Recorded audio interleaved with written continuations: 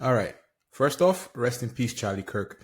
Look, whether you've been celebrating since you heard he got shot through the neck or you've been devastated because that neck was saying the things you agree with, when you speak about Charlie Kirk today, I hope you will remember he was 31 years old. He was a father of two kids and a husband. Here's what really struck me about this murder. Charlie Kirk and I are about the same age, and I'm just thinking to myself, he was 31 years old. You know, it's crazy what happens in life, right? But beyond that, I'm convinced that Americans will never learn. I'm convinced this will happen again. And there are three reasons why I believe that. At number one, I believe that fundamentally there is something wrong with American society. There is something fundamentally wrong with American society. And I'll tell you why I say that. Hey, Democrats, the first thing you say when you see a young man, 31 years old, with two kids under 3 years old, gunned down, should not be, hey, he was a terrible person. You don't have to agree with his politics. You can show some empathy or you can shut your fucking mouth. I think there is something fundamentally wrong with you if you sit there and you're like, hey, he was a shit person who did this and that.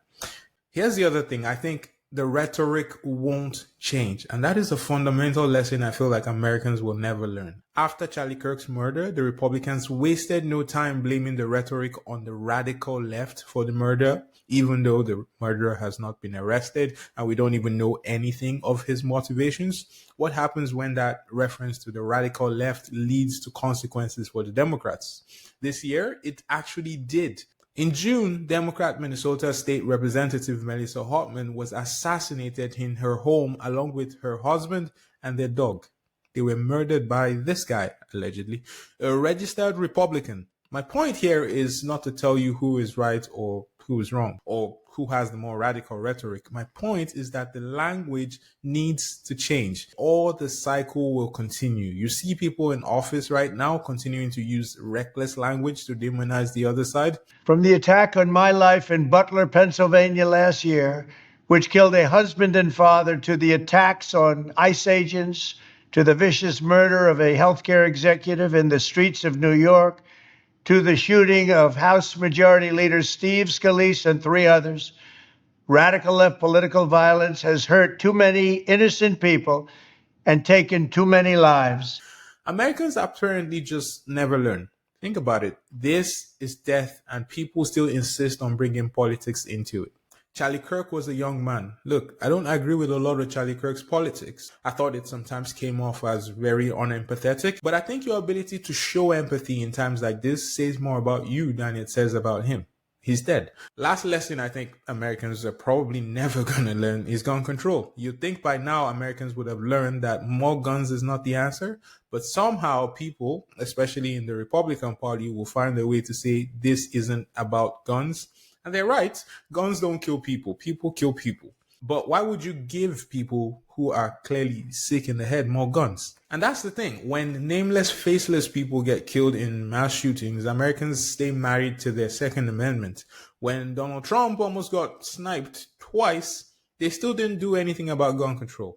The irony of all this is that Charlie Kirk himself did say gun deaths were, quote, worth it to ensure the preservation of the Second Amendment. Now, we must also be real. We must be honest with the population.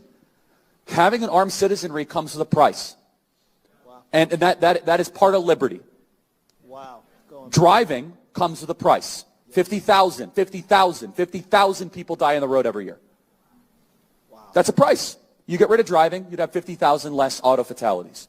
But we have decided that the benefit of driving, speed, accessibility, mobility, having products, services, is worth the cost of 50,000 people dying on the road. Wow. So we need to be very clear that you're not going to get gun deaths to zero.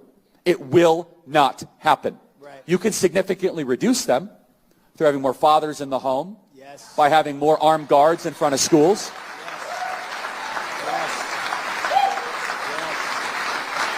We should have an honest and clear reductionist view of gun violence, but we should not have a utopian one. You will never live in a society when you have an armed citizenry and you won't have a single gun death.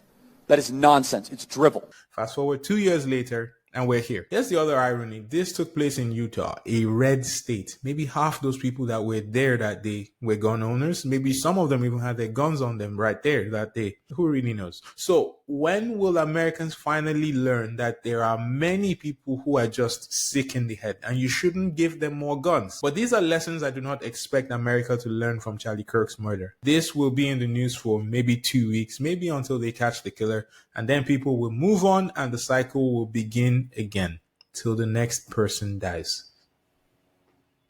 Make it stop, you guys. Make it stop.